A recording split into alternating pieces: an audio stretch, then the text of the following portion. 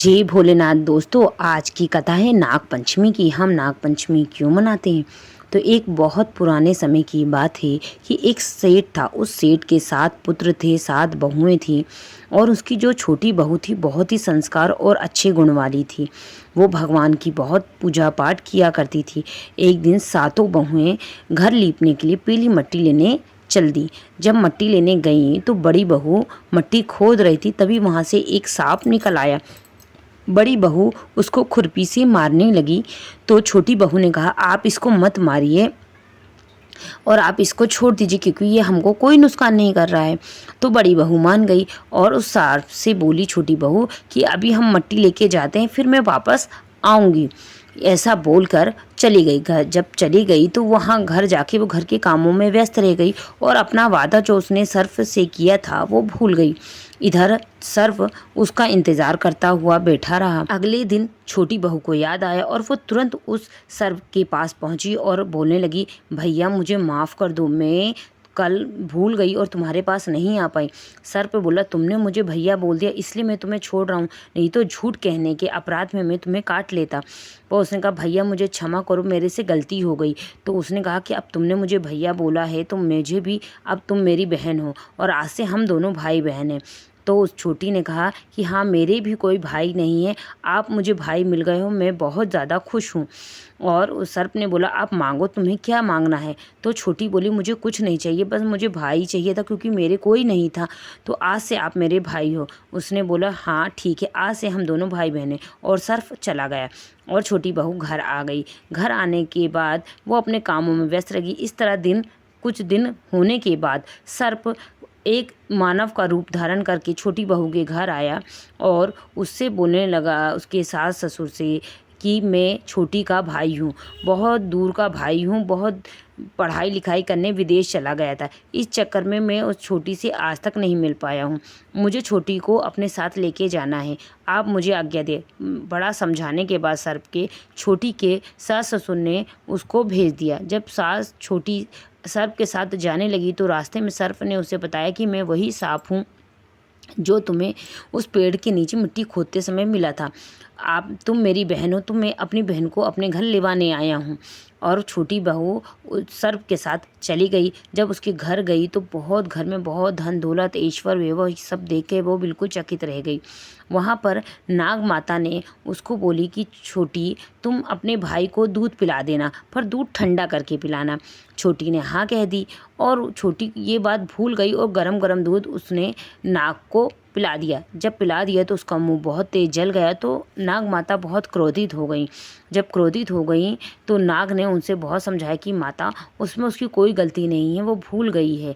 तो समझाने पर नाग माता शांत हो गई और उसके बाद नाग देवता ने बोला कि देखो छोटी, अब तुम्हारे ससुराल जाने का समय हो गया है।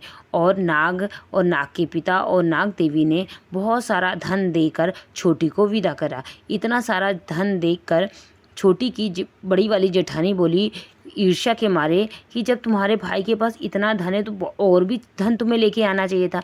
ये बात नाग देवता ने सुन ली और हर सामान सोने का लेके छोटी के पास आ गया। जब छोटी के पास इतना सारा सोने का सारा सामान देखकर उसकी जेठानी बोली, इन सब सामान को साफ करने के लिए झाड़ू भी सोने का होना चाहिए। तो नाग देवता झाड़ू भी सोने का ले आए और नाग देवता ने एक हीरे मोती माणिक का हार, बहुत खूबसूरत हार, अपनी छोटी बहन को दिया और कहा कि इसे तुम हमेशा पहन के रखना। छोटी हमेशा उस हार को पहनने लगी। हार बहुत खूबसूरत था। तो उस देश के राजा के पास ये खबर पहुंची कि छोटी बहू के पास बहुत ही सुंदर हार है। तो रानी ने उस हार पहनने की इच्छा राजा से जाहिर की कि आप कुछ भी करके मुझे छोटी बहू का हार ला के दीजिए।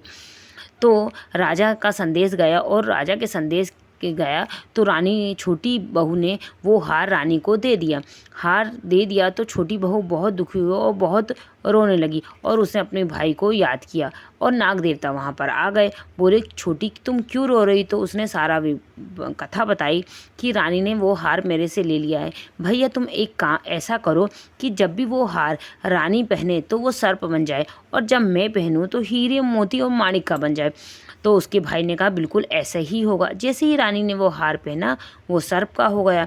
तो वो बहुत डर गई और रोने लगी। राजा ने कहा कि छोटी बहू को अभी बुलाओ और उससे हम पूछेंगे ऐसा क्यों हुआ। तो तुरंत साहूकार अपनी छोटी बहू को लेके राजा के पास गया और छोटी बहू ने कहा कि ये हार जब भी कोई दूसरा पहनता है तो वो सर्प का हो जाता है, जब मैं पहनती हूँ तभी हीरे मोती का रहता है। राजा ने कहा एक काम करो, चलो पहन के बताओ।